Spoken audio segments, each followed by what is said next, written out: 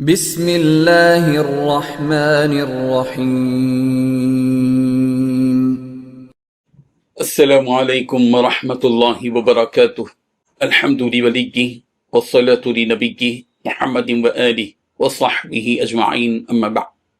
حاضرین و ناظرین، یہ درس قرآن نمبر 360 ہے اور آج سورۃ النساء کی صرف ایک آیت کی تلاوت و تشریح کی جائے گی، آیت نمبر 16۔ اعوذ باللہ من الشیطان الرجیم، بسم اللہ الرحمن الرحیم۔ واللذان يأتيانها منكم فآذوهما فإن تابا وأصلحا فأعرضوا عنهما إن الله كان توابا رحيما۔ صدق اللہ العظیم۔ لفظی ترجمہ یوں ہے، واللذانی، اور وہ دو مرد جو یأتیانہا کریں یہی بے حیائی کا کام، منکم تم میں سے، فآتوہما تو انہیں ایذا دو، فإن پھر اگر تابا وہ دونوں توبہ کر لیں، واصلحا اور دونوں اصلاح کر لیں، فاعرضوا تو درگزر کرو، عنہما ان دونوں سے، ان اللہ بے شک اللہ، کان تواب الرحیم بہت توبہ قبول کرنے والا، نہایت رحم کرنے والا ہے۔ ترجمہ یوں ہے، اور جو دو مرد تم میں سے بدکاری کریں تو ان کو ایذا دو، پھر اگر وہ توبہ کر لیں اور نیکوکار ہو جائیں تو ان کا پیچھا چھوڑ دو، بے شک اللہ توبہ قبول کرنے والا ہے، مہربان ہے۔ اس آیت میں 3 باتیں بتلائی گئی ہیں۔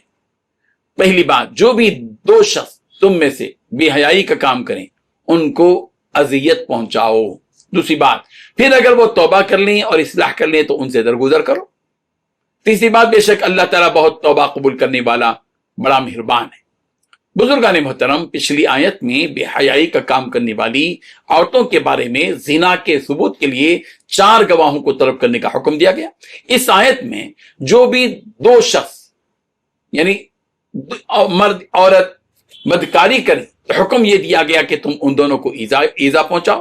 ایذا دینے کا خاص طریقہ تو اس آیت میں نہیں بتلایا گیا۔ حضرت ابن عباس رضی اللہ عنہما فرماتے ہیں کہ یہاں ایذا دینے کے معنی یہ ہیں کہ ان کو زبان سے آر دلائی جائے، شرمندہ کیا جائے، اور ہاتھ سے ان کی کچھ مرمت بھی کی جائے۔ ہاں، یہ سب کام حکام کی طرف سے ہونی چاہیے۔ دارالقضاء کے ذمہ داران، علماء، مفتیان کرام اس سلسلے میں شرعی قوانین کی روشنی میں فیصلہ کریں گے۔ تفسیر مظہری میں قاضی ثناء اللہ پانی پتی رحمۃ اللہ علیہ لکھتے ہیں کہ میرے نزدیک اللذان یأتیانہا سے وہ دو مرد مراد ہیں جو غیر فطری طریقے پر قضائے شہوت کرتے ہیں۔ ظاہر ہے کہ قوم لوط سے منسوب یہ عمل بھی اللہ تعالیٰ کی لعنت کا موجب ہے۔ حضرت مولانا محمد تقی عثمانی صاحب نے آسان ترجمہ قرآن میں لکھا ہے کہ یہ مردوں کے خلاف فطرت ہم جنسی کے عمل کی طرف اشارہ ہے۔ اس کی کوئی متعین سزا مقرر کرنے کے بجائے یہ ہدایت دی گئی کہ ایسے مردوں کو اذیت دی جائے، جس کے مختلف طریقے فقہاء کرام نے تجویز کیے ہیں۔ صحیح یہ ہے کہ اس کو حاکم کی ثوابدید پر چھوڑ دیا جائے۔ اگر بے حیائی کے مرتکب یہ مرد عورت سچی توبہ کر لیں اور اپنی اصلاح کر لیں اور پھر ان سے اس قسم کا کوئی کام سرزد نہ ہو تو ان دونوں کو درگزر کر دو۔ اور یہ بات یاد رکھو کہ اللہ تبارک و تعالیٰ کی ذات ایسی ہے کہ وہ سچی توبہ قبول کرنے والے کی توبہ کو قبول کرتے ہیں اور اپنے بندوں پر بڑی مہربانی کرتے ہیں۔